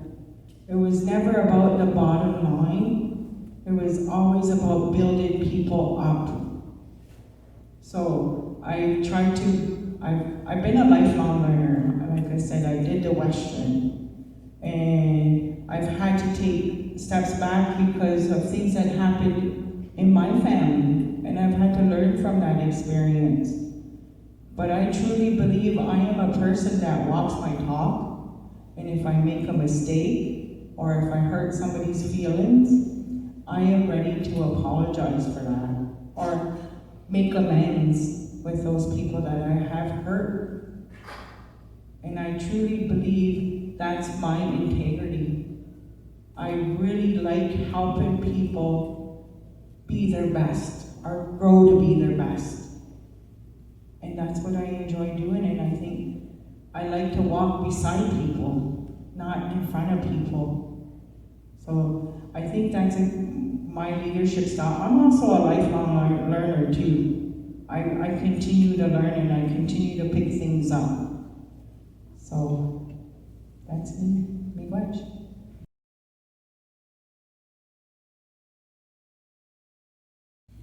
Okay. So my understanding of treaties, you know, the saying is we are all treaty people. So we have that relationship. We have a promise. We have, you know, the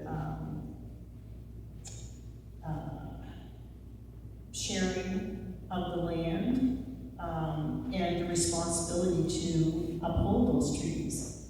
So I think for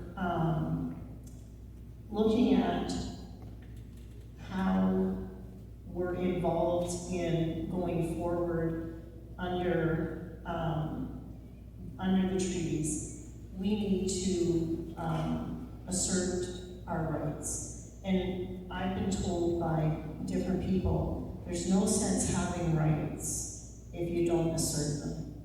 So we can keep saying we have rights till we're blue in the face, but if we don't do something about that, about going forward and doing that assertion. And I think when it comes to a lot of the work that's being done in the community around consultation and different things, and even with the Ontario government just recently with that new bill that was passed, the assertion has to be put forward almost on every project. And that assertion should be in the form of a letter, you know, from Chief and Council saying this is what we're doing, this is the assertion that we're making, and that you need to deal with us as a treaty, as a nation. And so I do feel that we need to look at the governance, the Chinookiwin, and how that fits into our own building of our community and our own law and our own Anishinaabe values, and for the resurgence of our culture and to forward reconciliation, and to put the pressure on the government to make sure that they start looking at some of the TRC calls that they're, you know, I find that they're really putting a lot of emphasis on reconciliation, but then when you're working with them and they're saying things, that it's not happening. So I was at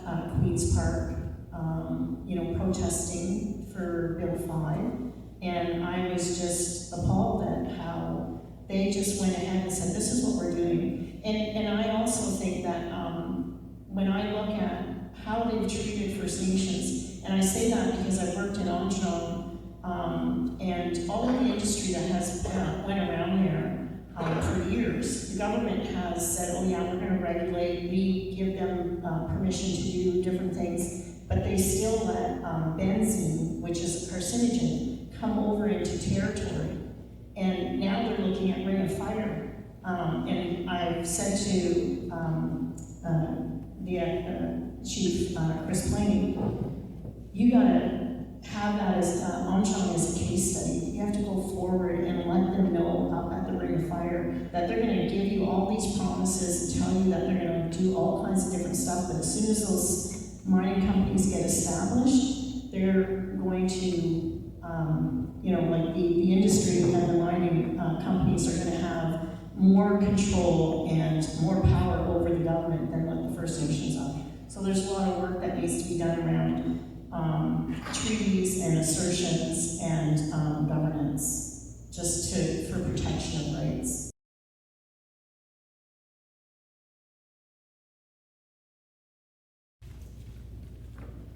Well, you know, I thought about that over the years, like when I first got on council, how we moved forward. And I always questioned how we were doing business and the laws and policies that we're following.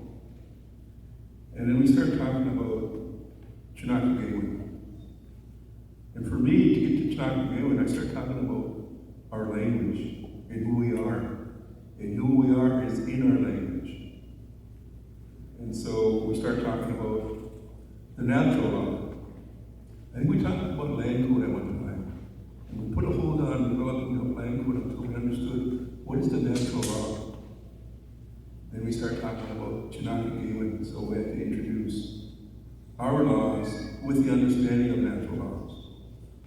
putting those in place and moving forward.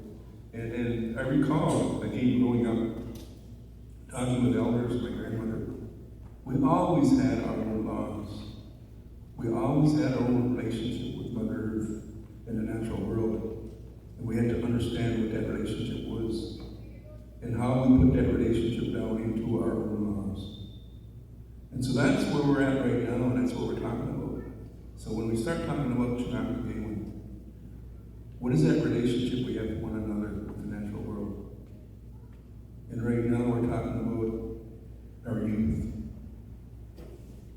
And again, growing up, I was always told, when it rained, I would get out there in the rain and take my socks and shoes off. And have that direct communication or direct contact with the natural world.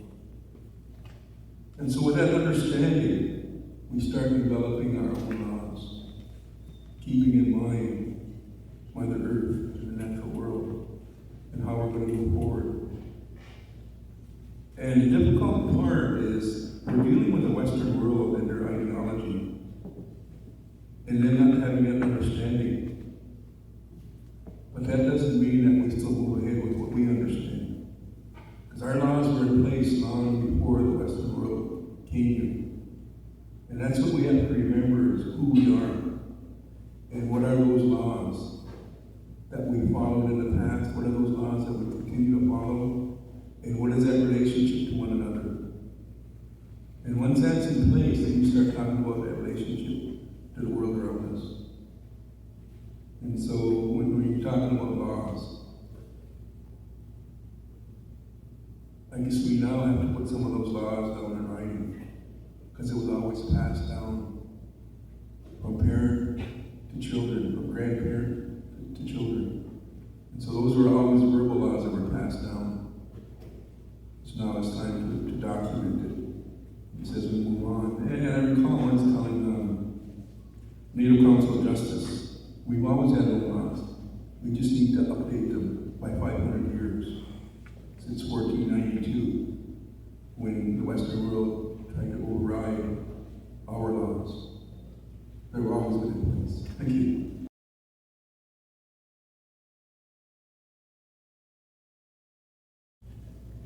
So, the substance abuse problem is not Chippewa specific. It happens on all three First Nations. It happens in our neighboring municipalities. It comes in from our neighboring municipalities. A strategy has already been implemented with the Chippewa Police, OPP.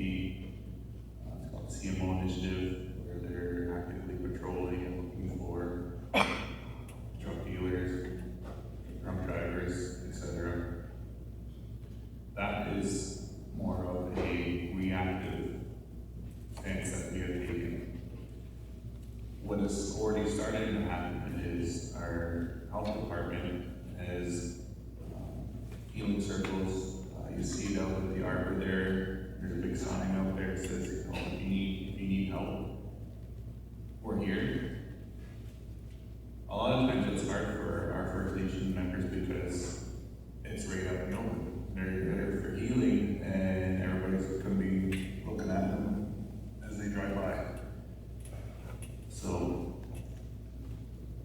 do I have an answer? I don't have an answer. And if somebody figures that answer out, I'm going to be so grateful for them because I see it every day. We have a healing center in our First Nation, Nuki on Munson Road, and their original mandate was for inhaled solid abuse. And they've expanded their mandate to include substance abuse. And that's open to our communities. So there are multiple initiatives ongoing within our community, and you can't make somebody heal. They have to want to heal. They have to be the ones that say I need to heal. So if we put enough notices out there, enough billboards, enough phone numbers, hopefully one day the ones that need it will receive it. Thank you much.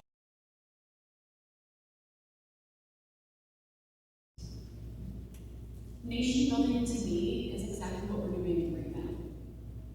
We've been doing this for 4 years, candidates at the beginning, where we have these candidates nights, where we have these community events, where people come out and want to engage with each other. This is a very small portion of nation building, but it's the beginning of what it means to be a nation in a community. There's definitely large-scale nation building, which would be creating our laws and following Anishinaabe-Nageewin. It would be going back to our way of being, what we see it into today's time frame. It is really about environmental repossession, or like a radical resurgence of not so much of reconciliation, but how do we now indigenize the processes in which we need to operate in this modern world. So that evolution piece of what does it mean to be Anishinaabe, what does it mean to be a Dishkansing community member, and having these community groups, our DODEMs, moving towards a governance piece where we take back what it means to operate in these ways that were so natural to us before.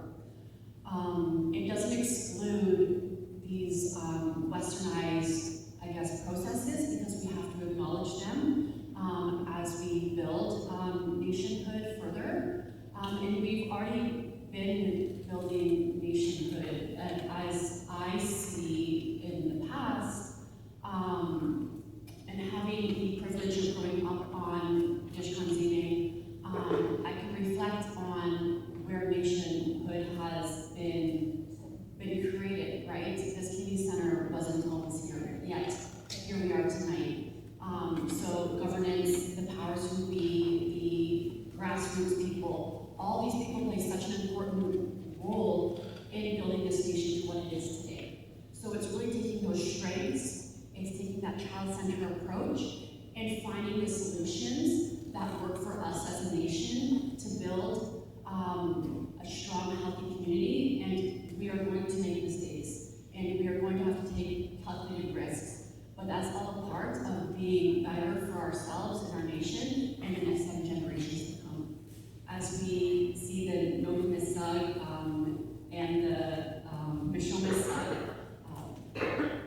here, we also get to reflect on their trials and tribulations to what got us here, and understand what nation would look like them for them then, and now we get to play a part for the future. So that's quite exciting to be a part of.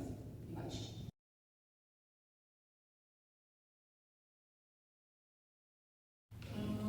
The comprehensive community plan has been in play for a long time. I think about 10 to 12 years. It's been part of the education system for a very long time. But I'm sorry, I'm distracted by the title there, Sustainable Development and Environmental Stewardship, because I'm thinking of the work that Chippewa is doing right now through treaties, lands, and environment. I see the work coming out of that around teaching our young kids about sustainability, teaching our kids about environmental stewardship. So I guess that's what I thought of when I saw the title. But your question again? Oh, sorry. What measures will you implement to support the long-term sustainability of the comprehensive community plan? Okay, because I see them as kind of two different things, but I don't know how to answer that. It's the community comprehensive plan that I'm used to working in is in education. So that's been my background, and that's why my mind goes to educating our youth and seeing and showing the work of the trees, lands, and environments. So that would be an initiative that I would pursue.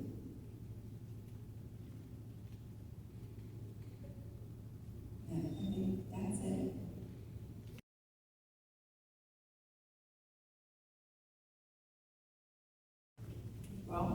I believe that, I would draw upon my experience, addressing food insecurity within our First Nation, within, the nation itself.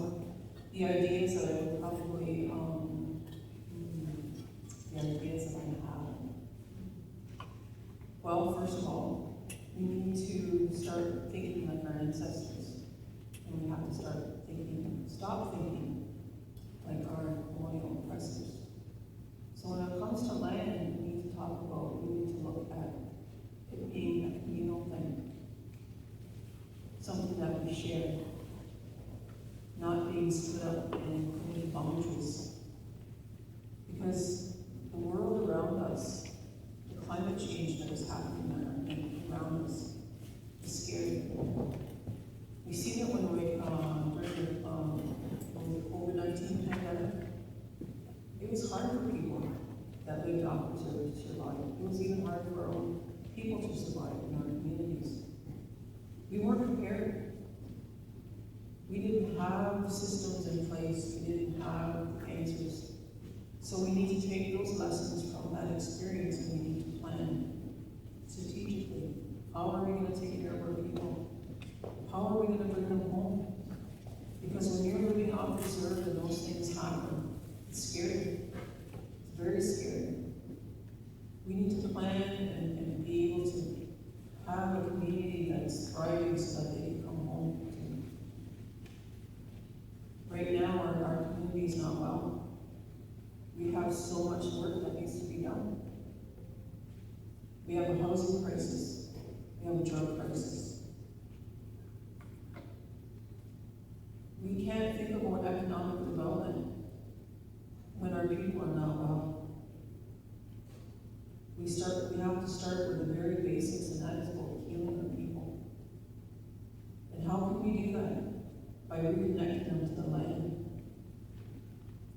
giving them those opportunities, bringing them home, having a safe place, a secure place, a place that they are proud of.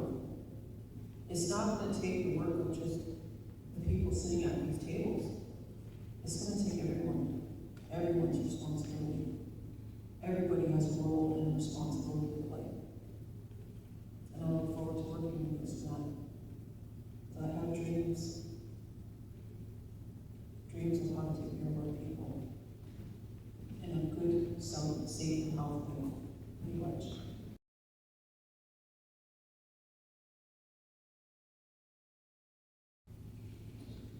And that's a good question.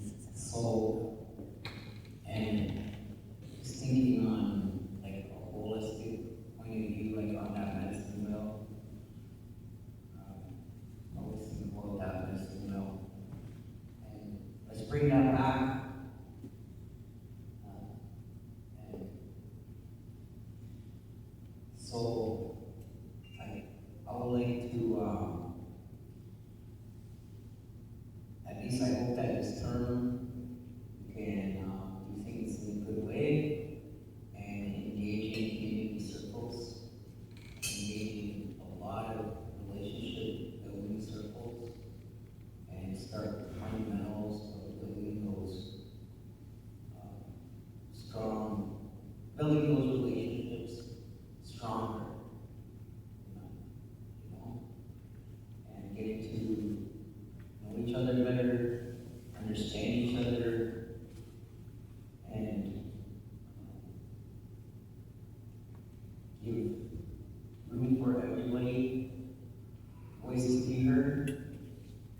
Like, I don't like those like quiet ones that, oh my God, if you can like just get them to open up, they're brilliant. You just don't have that confidence, right? And they get because loud people like me, they get shy and they don't say much, But yeah, I want that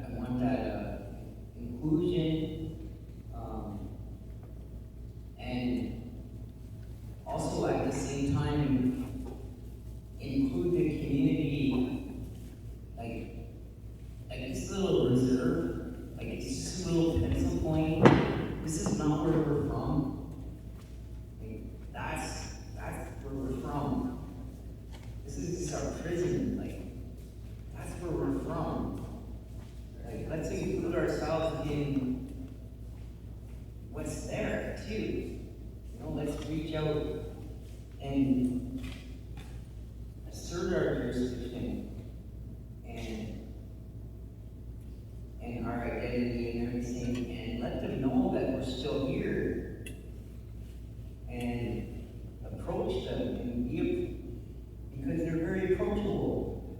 They're all trying to do this reconciliation thing, so they're really approachable now. And then build that relationship with them and get some reciprocity. I just want to go after the low-hanging fruit. They planted a seed, they made a tree, now there's beautiful peaches there, and apples and stuff, so yeah, give us some low-hanging fruit, bring it back. Or take a couple of our members into your community and give them opportunities. Let them taste your privilege. So that's kind of a big dream that I have, is for us to reoccupy our whole land and own it. So just some of the words that's coming up on the bill there, I don't know, I just want to take an opportunity to kind of make a little bit of a comment on land stewardship. Don't let them tell you to be stewards of the land. That is a government thing. That's some colonialism stuff, right? That is, when you are a steward, that means that you accept the monarchy and you steward the land for the monarchy.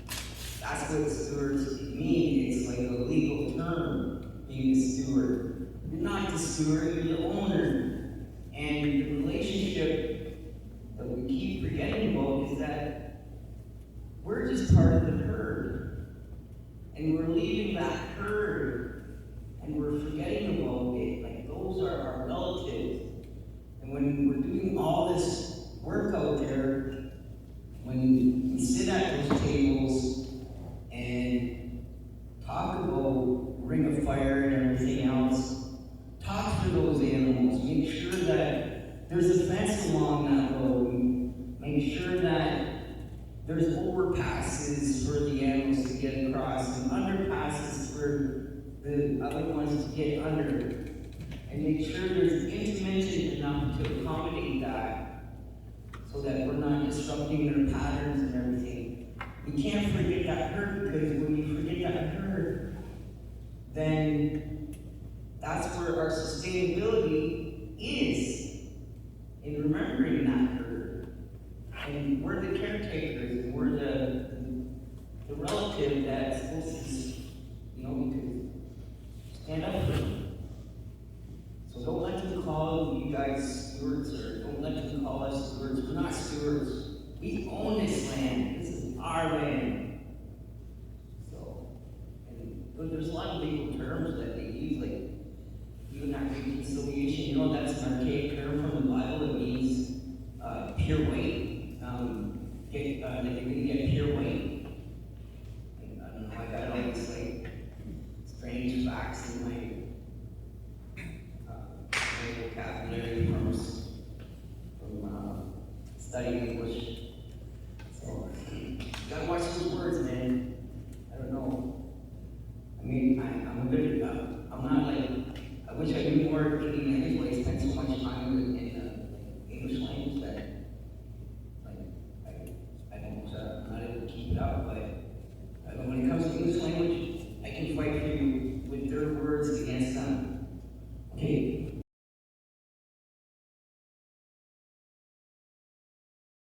Oh my goodness. Good question.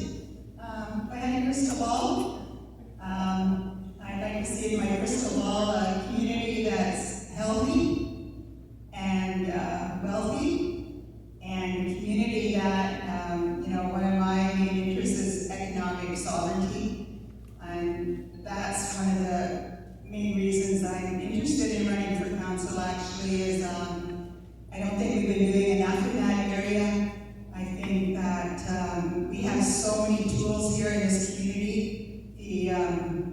The geographic location we have is the envy of many First Nations, being here in Southern Ontario and being close to larger economic centers, the freeways, and we need to build on that economic that we have to have a future for our children and for our youth to develop businesses, micro businesses, macro businesses, and we have to do it in partnership. I think we have to do it in partnership with other businesses and leaders, so we can benefit as well from what they can bring to the table. And if we can build our own wealth, then we can get away from these government handouts that we're looking for all the time, that we're not writing proposals constantly, that we can generate our own money, that we can have many sources for own source revenues, where some of those profits are coming directly back to the people, where we can increase monthly payments to the seniors that hasn't been increased for 13 years. And I'd like to see a community that has leadership that's transparent and accountable, that we have regular audits and community meetings where we get input from the community on where they think that the community should be going. Because it affects them, it affects their children and their grandchildren as well. So that's what my crystal ball would say, that we really work hard on that economic development end of things. And also that by that time our children and their children are very knowledgeable about who they are as Anishinaabe people, as people from Dish-Kanzibing, that we don't forget about our history and the suffering of our people in the past, the ones that are relatives, such as my father that went to residential school here, Mount Elgin, and many generations of our family as well. We can't forget about our past, because that's a very important part of building our future as well. So we'd like to see a community that's strong, healthy, wealthy, and independent and sovereign from the government. Miigwech.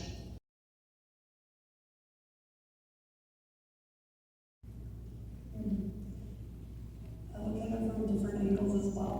I agree with a lot of things that Denise and Melanie mentioned too, as well as looking at stewardship and how do you foster those is very important.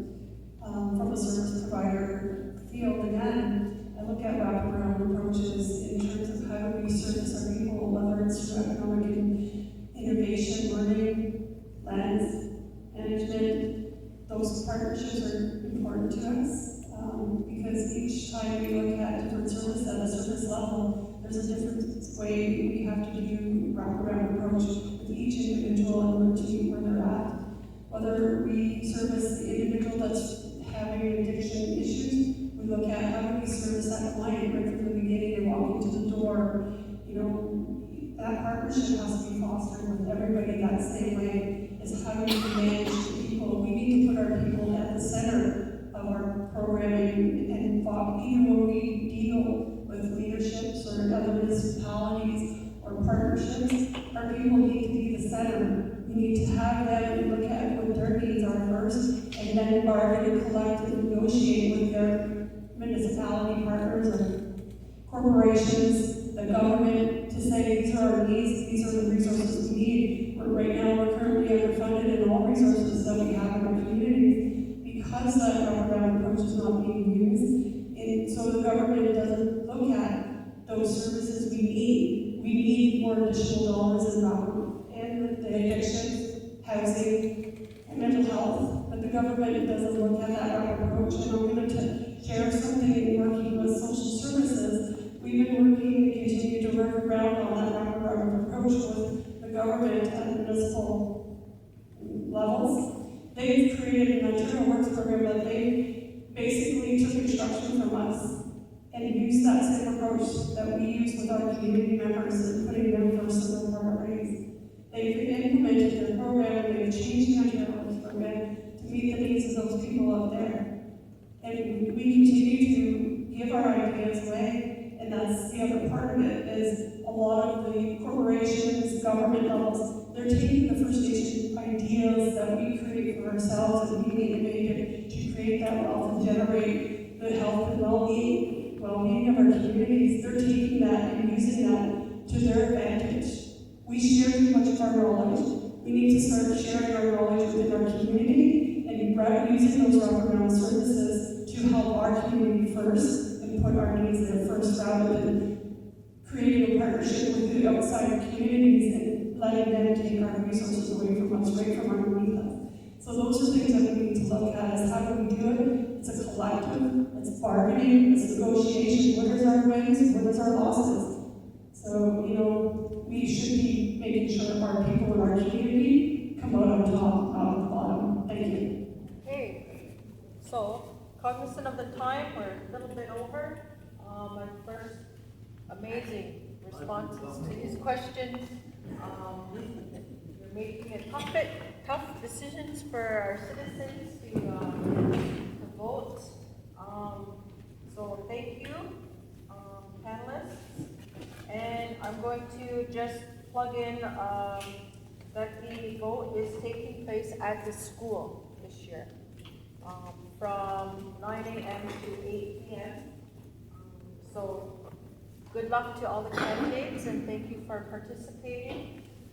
Members, thanks for coming out. And that's it. Miigwech.